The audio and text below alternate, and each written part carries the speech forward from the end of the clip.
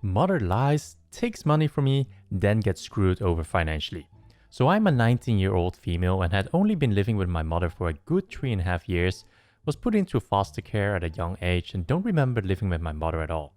Before moving in with her, she would tell me how great it would be for me to live there and how I would be treated with respect and yada yada yada. Well, since I started college, things went to shit. My whole life I wanted to go to college for art, but my mother convinced me that it was stupid and so I chose to go for a business degree. I got into my state's Business and Marketing Honor Society during my last year of high school for having a 98 average in all 5 of my business classes. My first semester of college, everything started out fine. Then the end of September hit and I got a reimbursement from financial aid. Let me add, my mother is on SSI for minor disabilities and hasn't worked in the past 18 years. She has arthritis and fibromyalgia, so apparently she can't work. I got public assistance that I never knew about since I was never allowed to do paperwork for anything. I thought we only got food stamp, but apparently she lied and said I was paying a couple of hundreds of dollars for rent so she could get more money. So she was getting nearly $500 a month for my needs. I never get anything unless it was Christmas and $350 a month for food stamps. My boyfriend had to buy me food because I was never ever allowed to eat at home and didn't want to get a $3,000 meal plan on campus. Anyways, I got a healthy $2,000 back from financial aid, which I originally planned on spending on clothes. I hadn't had a pair of fitting jeans since I lived with my mother. A laptop for school and food. Well, apparently every time I get money it belongs to my mother. She demanded I give her most of the money, so I spent $1,500 on some jeans for me and a brand new PS4 system, PS Vita, PS Plus, and a bunch of PS4 games for my boyfriend. I know that sounds reckless of me, but he's paid me back for it. She was pissed and belittled me till I gave her the rest of the money for rent and bills and food. She went off and bought her boyfriend drugs. I was mad because obviously that's just not okay. I just pushed through the semester and kinda suck it up like I usually do. February came along and pretty much the same thing happened. She demanded my $3,000. I got more this past semester because I only had to pay for one textbook, to pay for rent, electricity, the Wi-Fi, food, and everything under the sun. She got mad when I refused to give her more than $350. I went off and spent the money on my anniversary, including outfit, gas, 2 meals, and some gifts. A new phone, my phone barely worked and was 7 years old, and prepaid my phone plan for the next few months. I also bought myself some food for when I was home. She was irate. How dare I spend money on my boyfriend and not the woman who birthed me? I tried staying away from home as much as possible, driving around with my boyfriend for the most part, but every time I came home I would get yelled at. Well, March was when shit hits the fan. I needed my Medicaid card.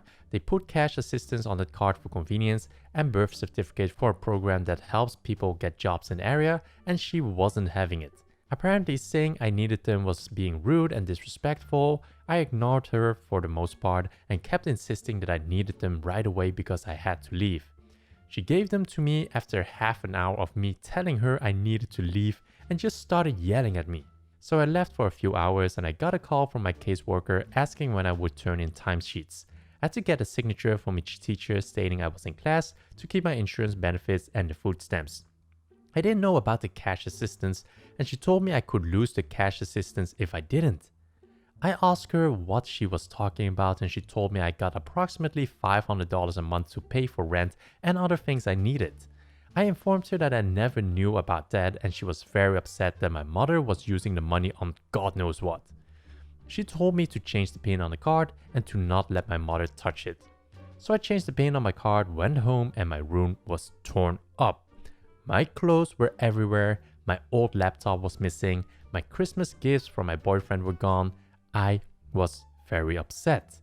I told my mother that I wanted my stuff back and she just threw everything at my door. I started packing my bags because I was done with her garbage. She demanded I gave her my Medicaid card back since she keeps everyone else's. She got in my face, threw my glasses onto the floor, tried throwing my new phone, and was just screaming at me till I gave it to her. I have post-traumatic stress disorder, so I panic whenever someone is slightly loud. After she went to the store and tried buying something with it, she came home and started shoving me around, demanding I gave her the pin. I was like my father. I was a piece of garbage for buying jeans that actually fit me for once in my life. I was trash for liking the presents I got from my boyfriend and not from her. I got pants that were 2 sizes too big and very low rise for Christmas. Yeah, no. Etc, etc. She actually hit me because of it and hit me till I gave her my pin. So of course, I was dumb and gave it to her. Someone for some reason called cops and they showed up shortly after, and her and her boyfriend started telling them I was abusive and manipulative and a pathological liar. I showed them where she hit me and tried explaining that she took my Medicaid card, but they didn't care. The cops never care because supposedly my mom's boyfriend has put half of our local police force into the hospital. After the cops left, my mother said that my boyfriend, who has done nothing and has only been supportive of me throughout this, was a pedophile, I'm a year older than him, and that he was not allowed to enter the house again.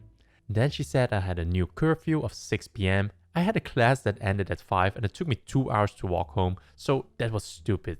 And if I left the house, I was never to return. So I left. My boyfriend took me to a homeless shelter specifically for teens and young adults that were in abusive situations and had nowhere else to go. I got my own apartment with the potential of getting a roommate at some point, and honestly, I have never felt better in my life. The following day, I go to get a new card and my mother had taken out $260 at 5 a.m. with the help of my oldest sister. I had $4 to buy food for 2 weeks before I could apply for my own food stamps and cash assistance case. Most of the time I only had water and I would eat every 3 days at my boyfriend's house. When the virus hit, his dad refused to let me over even though he knew what was going on to a certain extent. I didn't eat anything for a week before being able to get food stamps. I wish I had gotten a job, but having 8 classes, one of which was 6 hours a week for a measly 1 credit, took up the majority of my time. The college suggested I withdraw to focus on my mental health. I was afraid of leaving my new place because I didn't want to be attacked by my family or my mom's boyfriend's drug addict friends. I went from seeing my therapist for half an hour every other week to seeing her for an hour every week. She suggested that I cut contact with my mother permanently, even though it meant losing a good $3,000 worth of stuff I bought for myself over the past 12 years. I got paid to babysit and take care of the farm while in foster care. I was so upset about losing all 40 of my stuffed animals. They really meant a lot to me, and they kinda were the only things there that helped me calm down from a panic attack. I know it sounds immature, but I've had most of them since I was about 8 years old. Then something popped in my head while I was applying for my own food stamps and cash assistance case. The revenge. I realized that I could easily report my mother for welfare fraud. Not only had she been taking my $500 a month, but she had lied and said her boyfriend and her didn't share food and were roommates.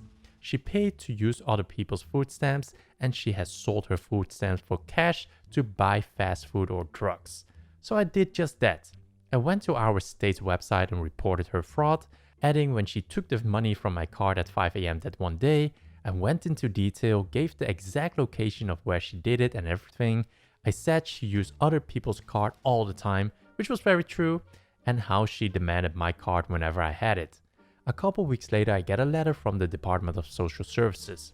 They accidentally sent it to my address instead of my mom's, thinking she moved along with me. I open it and read that she was denied public assistance, denied medical insurance, and denied food stamps. She met the requirements for getting them, but because of my report, she lost everything but SSI, as far as I know. What probably helped was that I told DSS she stole my card and requested a new one, and the lady at the front desk was mortified. I found out she took the money out later when I set up the card online and saw all previous transactions for the past year. She's out $850 a month, more than her SSI, and out of health insurance, which was paid for by the state, all because of me, and I voiced it about it to my therapist. My therapist actually congratulated me because I'm very shy with people, so to report something like that was very unlikely of me unless you get me very angry. So that's the story for today's video. If you enjoyed this and want to watch more videos, then click here for more stories or go check out the info cards in the right corner for more videos.